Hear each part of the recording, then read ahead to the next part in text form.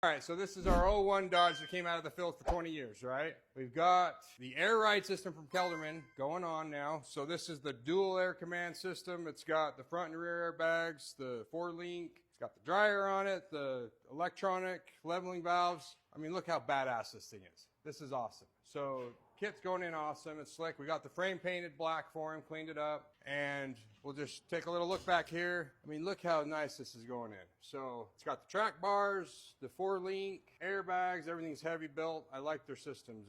It's almost overkill. It's awesome, but it'll last. So who would have done this? Would you have done this to your '01 if you had the money, if you had the budget? I want to hear from you guys. Yes or no? If you guys need help, give us a call. Utah Diesel Center, 801-796-9353.